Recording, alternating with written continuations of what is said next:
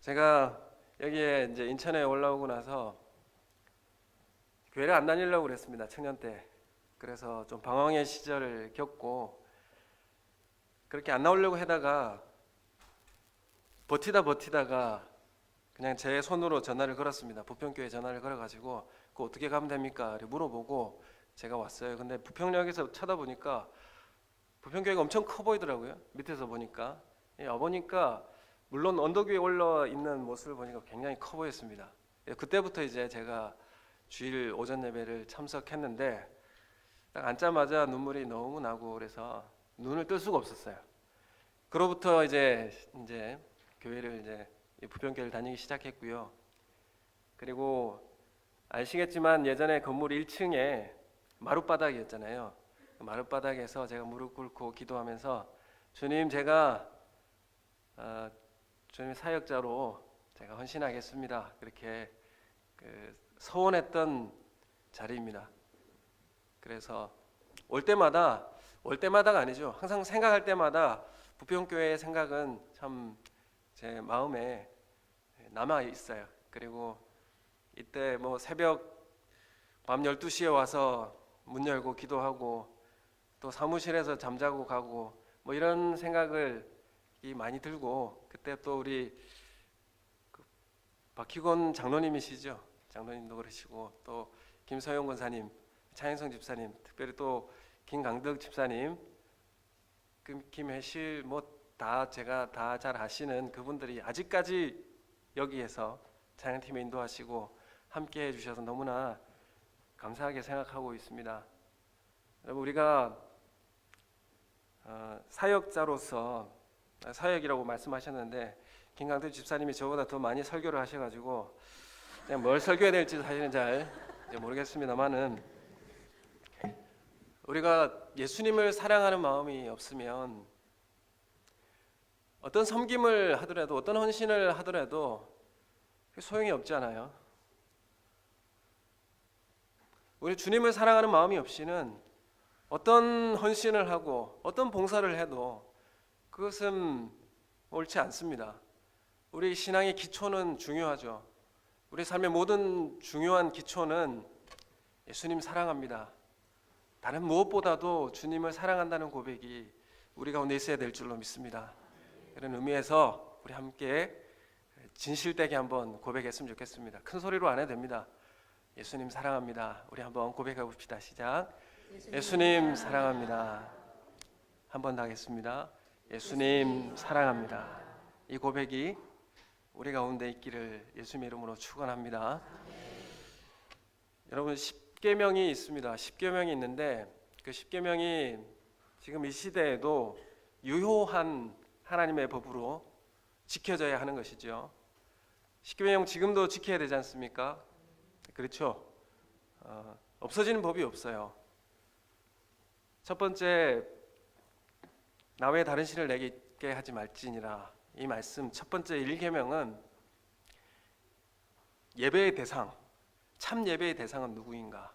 그것을 1계명에 말씀하고 있고, 2계명은 뭡니까? 형상을 만들지 말고 절하지 말라. 예배의 방법을 이야기하고 있습니다. 어떻게 예배할 것인가? 세 번째는 하나님을 망령되게 걷지 말라. 이거는 예배의 태도를 이야기하고 있습니다.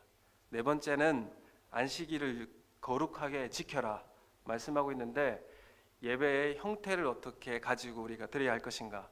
그래서 1번, 2번, 3번, 4번은 모두 다 하나님을 사랑함으로 우리의 예배의 대상, 참 예배의 대상, 참 예배의 방법, 예배의 태도, 예배의 형식을 어떻게 만들어야 될지 우리에게 말씀하고 있습니다.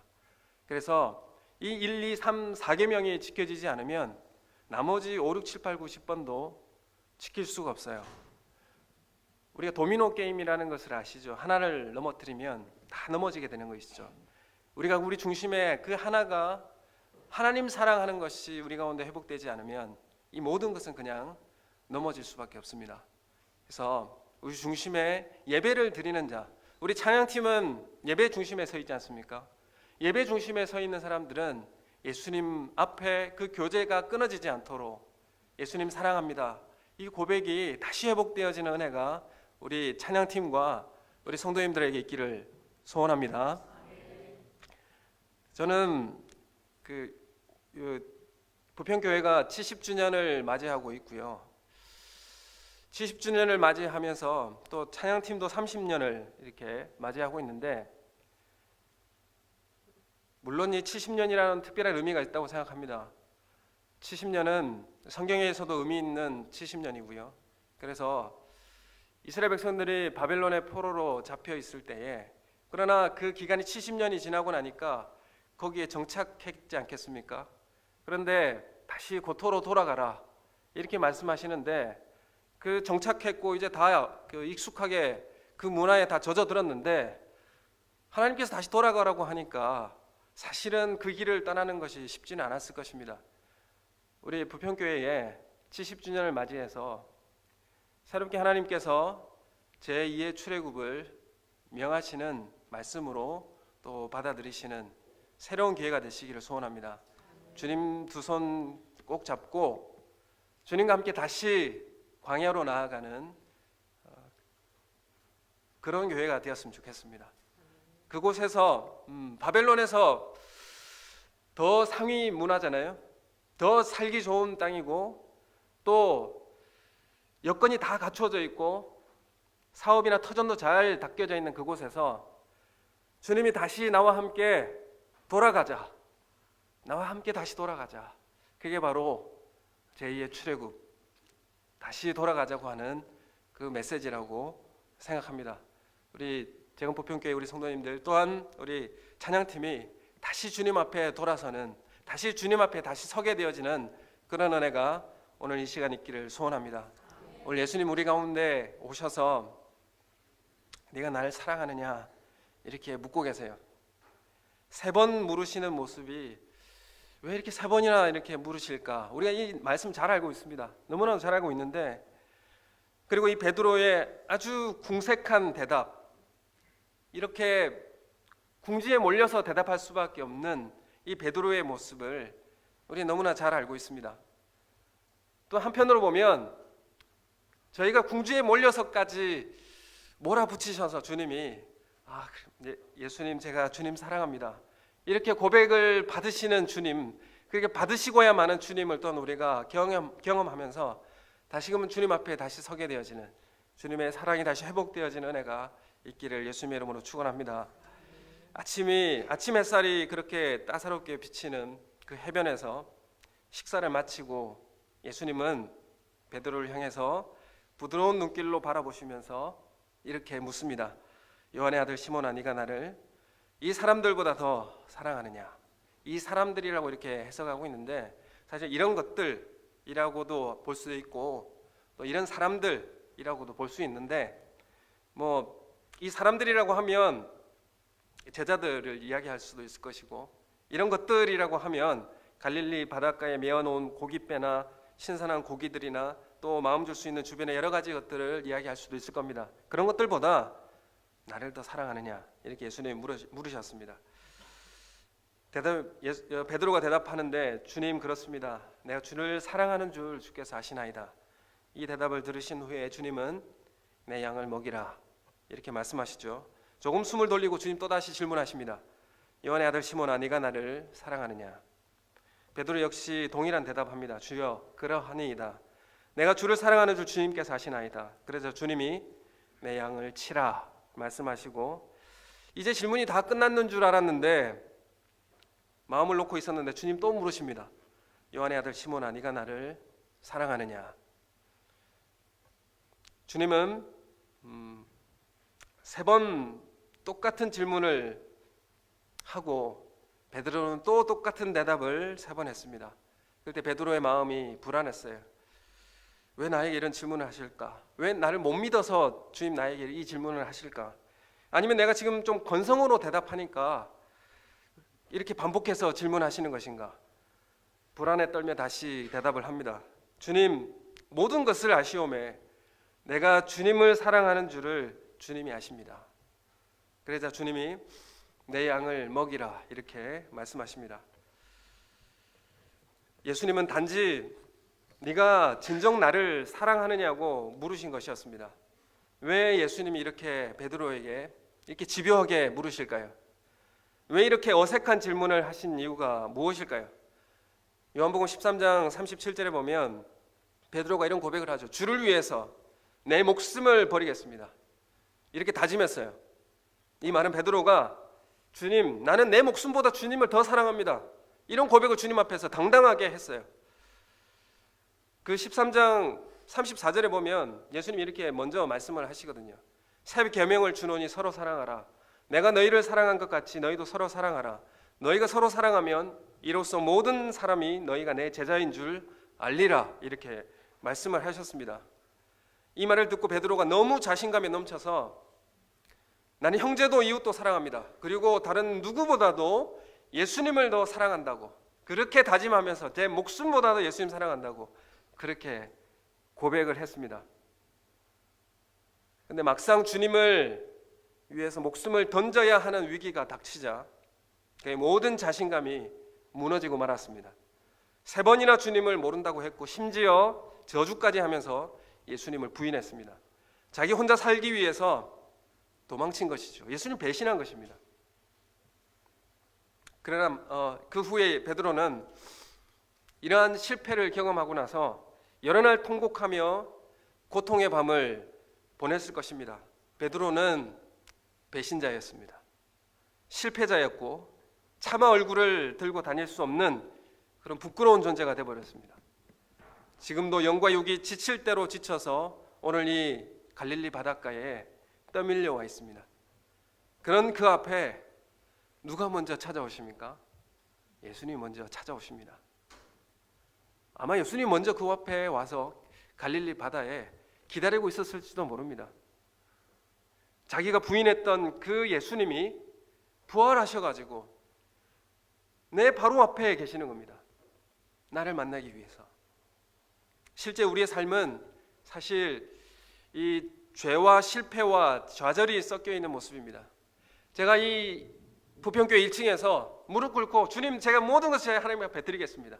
사역자로 제가 헌신하겠습니다. 정말 목숨을 다해서 하나님 따르겠습니다. 그렇게 결단했는데 아버지가 당장 내려와라 그러시더라고요. 그래서 네, 알겠습니다. 내려갔는데 그래가지고 한 10년을 시간을 보내고, 근데 하나님 은혜가 참 귀한 것은 하나님 끝까지 저를 놓지 않으셨어요. 끝까지 저를 추적하셨고 저의 그 소원을 받으시고자 저를 추격하셨어요. 저는 쫓기듯이 도망치면서 달아났지만은 달아날 수가 없더라고요. 금식하면서 하나님, 제가 죽겠습니다. 정말 제가 못하겠습니다. 진짜. 그러면서 하나님 앞에 버텼는데 전도서 5장의 말씀을, 소원의 말씀을 저한테 들이대시면서 네가 소원했다고, 너가 소원한 거 아니냐, 그렇게 저한테 들이미니까 제가 도리어 할 말이 없었어요. 그래도 제가 꺾이지가 않더라고요. 그래도 제가 꺾이지 않아가지고 의를 악물고 좋습니다, 한번 가보시죠, 한번 가보겠습니다 그러면서 출발한 게 2000 몇 년도에 5년도인가요? 5년도에 영등포교회 전도사로 그렇게 첫 발을 내딛게 되었습니다. 그 모든 시간이 사실은 허송세월이 아니었고 그 기간이 전부 다 하나님의 헛되이 수고가 헛된 삶으로 허송세월 보내게 하지 않고 그것을 유익하게 저에게 채워주셨어요. 우리가 그 시간들을 하나님 편에 쓰임 받으면 하나님께서 그 모든 시간도, 헛된 시간도 다 유익하게 저희에게 다시 채워줄 줄로 믿습니다.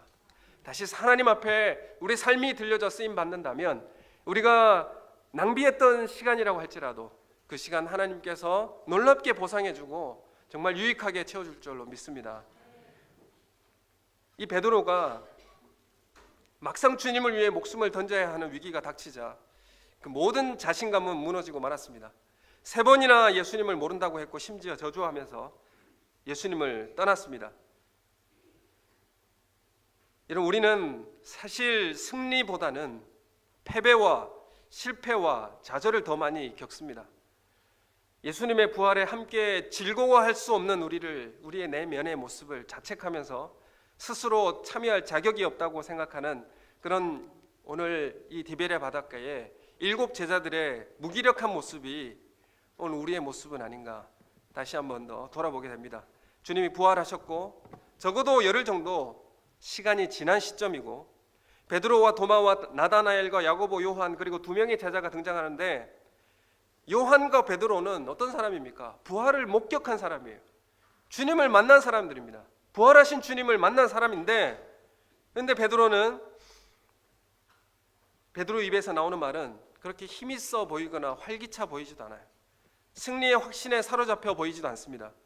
21장 3절에 보면 나는 물고기 잡으러 가겠다. 나는 물고기나 잡으러 가겠다. 그렇게 말하고 있어요. 예수님이 부활하셨는데 제자들은 달리 할 일이 없는 제자들로 그렇게 보입니다.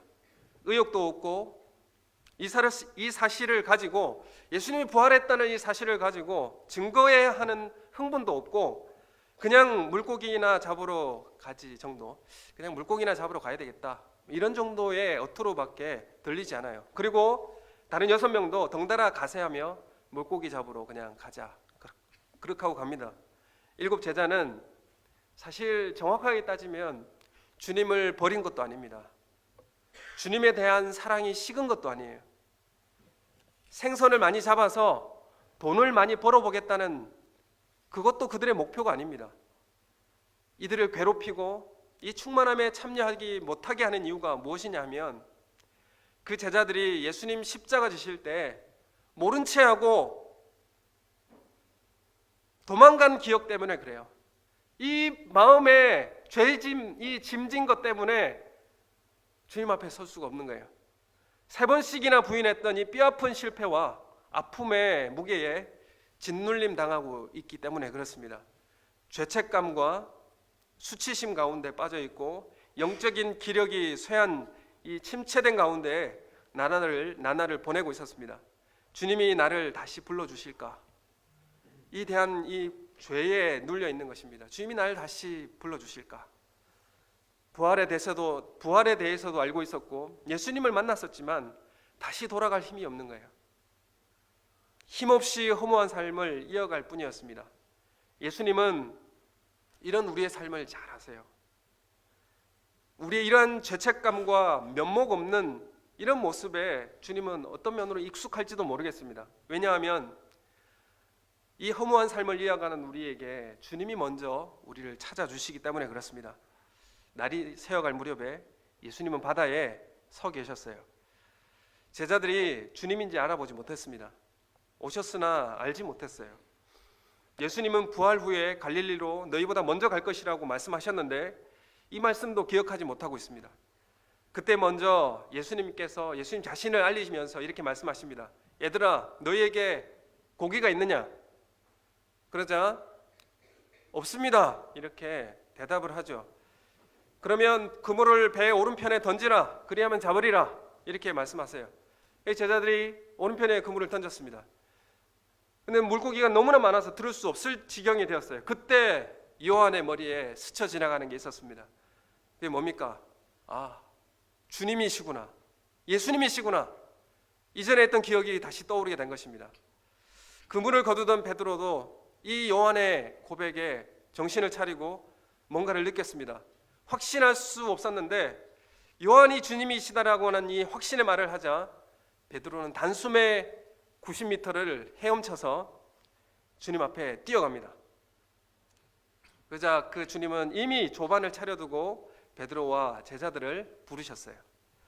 그곳에는 떡도 있었고 고기도 있고 숯불도 있었습니다. 숯불을 가운데 두고 주님과 마주 대하고 있는데 베드로가 너무나 불편합니다. 왜 불편할까요? 베드로가 새벽에 숯불을 쬐면서 주님을 부인했거든요. 그 숯불을 사이에 두고 주님과 대면하고 있자니 그때 그 거부했던 그 기억들이 베드로를 힘들게 합니다. 그래서 그렇기 때문에 예수님은 그 자리를 준비하고 계신 거예요. 그 실패를 생각나게 하시고 주님을 만나게 하십니다. 우리가 잘못을 해결하지 않으면 우리가 그 사람 얼굴을 잘 못 보잖아요. 어떤 잘못한 게 있으면 그 사람 얼굴을 제대로 못 보잖아요. 주님은 먼저 그 자리를 마련해 주셨습니다. 그리고 그때 베드로에게 너 왜 그때 나에게 그렇게 했어? 이렇게 따지면서 묻지 않으세요. 그리고 떡을 떼어 주시면서 또 방금 잡은 고기를 가져오라고 하시고 그 고기도 구워서 주십니다. 차라리 우리 생각에 베드로 보고 이 못난 놈아 그때 왜 나한테 그렇게 했니? 이렇게 호통을 치면은 훨씬 우리의 마음이 좀 후련할 것 같기도 한데, 예수님은 우리의 과거에 대해서 아무 말도 하지 않으시고 도리어 추운데 불 옆으로 오라고, 베드로가 물이 흠뻑 젖어가 수영해가지고 예수님께 달려갔는데 물이 뚝뚝 떨어지는 그 추운 아침에 예수님은 그 불 옆으로 오라고 하시면서 배고픈데 와서 먹으라 이렇게 말씀하시죠. 밤새도록 그물을 던졌는데 잡은 것이 아무것도 없었는 그 피곤한 가운데 다시 주님이 찾아오셔서 위로해 주시는 것입니다. 얼마나 베드로가 주님 앞에 민망하고 답답하고 그렇게 불편했겠습니까? 사실 베드로가 이 생선과 떡을 먹어도 어디로 들어가는지도 모르게 그렇게 먹고 있었을 것입니다. 고개를 떨구고 숯불만 바라보고 있었을지도 모르겠습니다. 더구나 거기다가 네가 나를 사랑하느냐 이렇게 물으니까 지금 3번이나 다그치는 이 물으시는 주님의 질문이 나는 주님을 모른다고 3번 부인했던 그 악몽 같은 시간이 다시 떠오르게 돼서 그 소리가 너무 가슴을 천둥처럼 나를 때리는 소리로 들려서 베드로는 너무나 힘들었습니다. 그 자리가 너무나 힘들었던 거예요. 주님이 이 질문을 받고 주님의 이 질문을 받고 사랑을 고백하면서 베드로는 속으로 얼마나 울었을까? 우리는 충분히 상상할 수 있습니다. 그러나 그렇기 때문에 이 식탁이 필요합니다. 주님과 마주한 이 식탁이 필요합니다. 주님은 베드로에게 무엇을 요구하시기 전에 먼저 그 배를 채워주세요. 양식을 먼저 채워주셨죠. 주님은 우리에게 헌신하라고 하기 전에 밤새 고생하고 허기진 우리의 영혼을 먼저 은혜로 채워주시고 자원하는 마음으로 기쁨으로 나아가게 해주십니다. 우리는 이렇게 매일 주일 아침에 주님의 식탁에 초청받습니다. 그 부활의 아침을 기대하면서 우리는 주일 아침 초청받고 있습니다. 다윗의 식탁에 초청받은 그 사울의 손자 무비보셋처럼 우리는 그렇게 왕의 식탁에서 매일 주님과 마주하고 대하고 있습니다. 이 말씀을 대할 때마다 우리의 마음에는 우리 다시 이전의 실패와 좌절을 생각나게 하고 주님의 은혜를 경험하게 하는 그 식탁이 되는 것입니다. 여러분 주일 아침 말씀 앞에 그 양식의 말씀 앞에 식탁을 대하는 그 마음으로 이 베드로의 마음으로 우리가 주님 앞에 서시기를 소원합니다. 무비보셋은 다윗과 이렇게 겸상할 수 있는 자격이 없습니다. 누굽니까? 사울의 손자예요. 원수의 자손인데 어떻게 이 왕의 식탁에 다윗과 함께 식사를 할 수 있습니까? 여러분 우리는 주님과 이 식탁을 대할 수 없는 죄인입니다. 주님이 우리를 이 식탁에 초청하시는 겁니다. 주님의 은혜를 주님의 말씀 가운데 우리가 다시 회복해 되어진 은혜가 있기를 소원합니다. 매주일 주님 앞에 말씀의 식탁을 대하면서 우리 내면에 있는 이 실패와 좌절과 이 죄악의 무거운 짐진 것들이 다 회복되어진 은혜가 있기를 소원합니다. 그때 분명히 베드로는 상처 입은 죄인이고 도망자이고 패배자였습니다. 영적으로 병든 자였습니다. 믿음도 자신감도 긍지도 용기도 다 잃어버린 사람이었습니다. 남아있는 것은 다 잃어버린 파산한 그런 사람이었습니다. 이같이 병들고 지쳐있는 베드로에게 요한의 아들 시몬아 네가 이 사람들보다 나를 더 사랑하느냐 이렇게 묻고 계십니다. 주목해 볼 것은 왜 베드로라고 이렇게 부르지 않고 요한의 아들 시몬이냐 이렇게 묻습니다. 왜 하필 주님은 그 옛 이름을 부르시면서 나를 사랑하느냐라고 물으셨을까요? 그것은 베드로가 주님을 저주하고 모른다고 부인한 것은 옛 자아인 시몬이라는 것을 가르쳐 줍니다. 내가 그렇게 자만하고 자신만만하게 사랑한다고 소리쳤던 그것은 너의 옛사람이야. 너의 옛 자아야. 그렇게 가르쳐 주시고 죽지 못한 그 옛 자아를 가르쳐 주고 계세요. 예수님이 3번 반복하시면서 질문하신 것은 베드로의 과거를 추궁함이 아니었습니다. 오히려 얼마나 주님이 베드로를 사랑하고 계시는지를 보여주기 위함이었습니다. 이 3가지 질문, 예수님이 베드로를 먼저 사랑하지 않고서는 네가 나를 사랑하느냐 이렇게 물을 수가 없어요. 예수님이 베드로를 사랑하니까 이렇게 질문하는 것입니다. 먼저 사랑하기 때문에 나를 사랑하느냐고 이렇게 물을 수 있는 것입니다. 사랑하지 않으면 나를 사랑하느냐고 물을 수가 없습니다. 베드로를 너무나 사랑하기 때문에 베드로야 너 날 사랑하니? 이렇게 물으시는 것이죠. 그러므로 예수님의 질문에는 내가 너를 너무나 사랑한다고 3번 말씀해 주시는 겁니다. 베드로가 이 3번의 질문을 받으면서 이상하게 베드로의 상처가 치유가 됐어요. 다시 예수 그리스도의 사랑으로 회복된 것입니다. 비록 예수님이 가장 자기를 필요로 할 때 무참하게 배신하고 버렸던 자신이었지만 예수님의 질문을 받는 순간 베드로를 향한 예수님의 변함없는 사랑을 확인할 수밖에 없었습니다. 예수님의 사랑을 다시 확인할 때 우리의 영혼이 질병이 다시 치유되고 상처가 다시 치유될 수 있는 것입니다. 예수님 사랑합니다. 이 고백 3번 하고 나니까 자기도 모르게 베드로는 치유되기 시작했습니다. 실패한 자리에서 다시 일어설 수 있는 새 힘을 얻게 되었어요. 예수님의 사랑은 사람을 치유하고 잘못된 이 관계를 회복해 주는 능력이 있습니다. 여러분, 우리가 찬송을 불러도 마음이 시원치 않는 그런 사람이 있습니까? 말씀을 보아도 마음에 와닿지 않는 그런 분들이 있습니까? 예배를 드려도 나갈 때 마음이 허무함과 공허함으로 영적 변등 마음이 우리 가운데 있습니까? 오늘 요한의 아들 시몬아 네가 나를 사랑하느냐? 옛 자아의 실패와 옛 자아로 인한 절망을 다하시고 부르시는 주님의 음성을 들으시기를 소원합니다. 다시 말씀 앞에 다시 주님의 사랑의 음성을 들으시길 원합니다. 그러함에도 사랑하시는 주님의 음성을 들으셔야 합니다. 주님이 얼마나 나를 사랑하시는지의 음성을 들으셔야 합니다. 다시 그 가득한 구물에 체험을 하게 하시고 가득 채워진 그 그물을 다시 체험케 하시면서 온유하게 부르시는 주님의 음성을 듣고 새벽녘 마주 앉아 숯불에 고기를 구워주시는 주님의 다정한 사랑의 손길에 이끌려 우리는 다시 일어설 수 있는 것입니다. 주님 부끄럽지만 주님 사랑합니다. 이 고백을 여러분 하시기를 원합니다. 다시 그 사랑 안에 다시 잠기기를 소원합니다. 주님을 사랑한다는 이 고백을 함으로 우리를 묶고 있는 영적 질병이 다 풀어질 줄로 믿습니다. 우리가 주님을 사랑한다고 고백하면 우리를 묶고 있는 모든 이 세상의 우상들이 벗겨질 줄로 믿습니다. 주님 사랑합니다. 이 고백을 할 때마다 우리의 상처가 낫고 아물어지는 은혜가 있을 줄로 믿습니다. 여러분, 우리는 주님의 음성을 듣기 위해서 더 고독해질 수 있어야 됩니다. 분주함을 떠나서 광야의 한적함으로 들어갈 수 있어야 됩니다.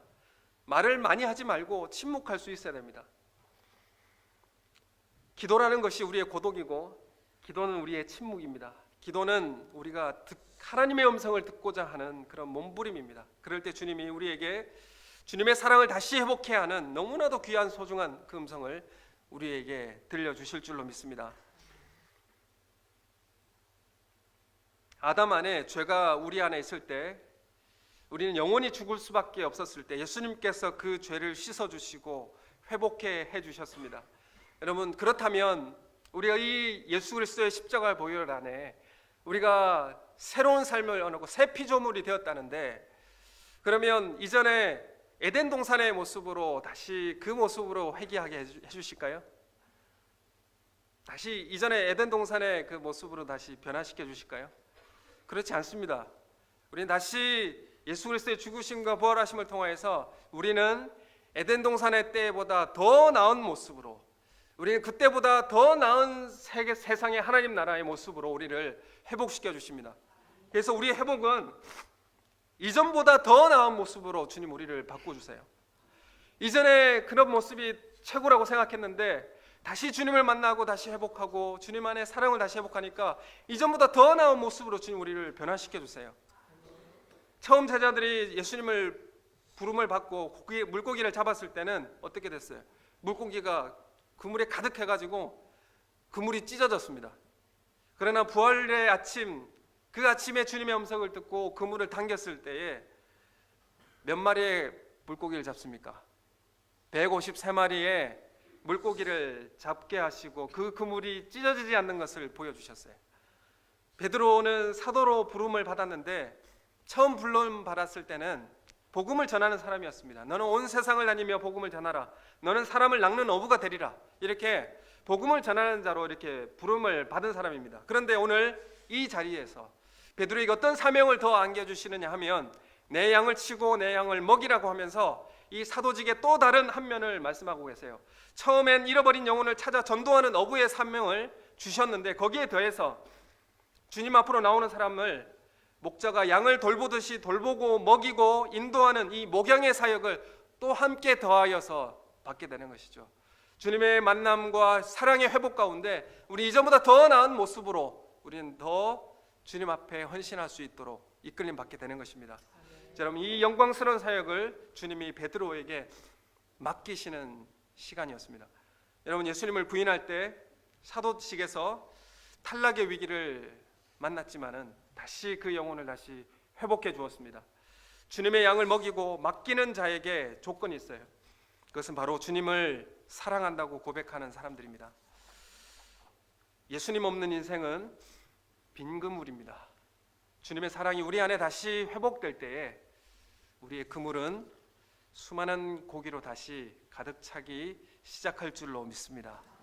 다시 회복하고 주님의 사랑을 회복하는 주님의 은혜가 우리 찬양팀과 우리 성도들 가운데 있기를 소원합니다. 다시 우리 주님 사랑합니다 이렇게 고백하는 우리 성도님들 되시기를 소원합니다.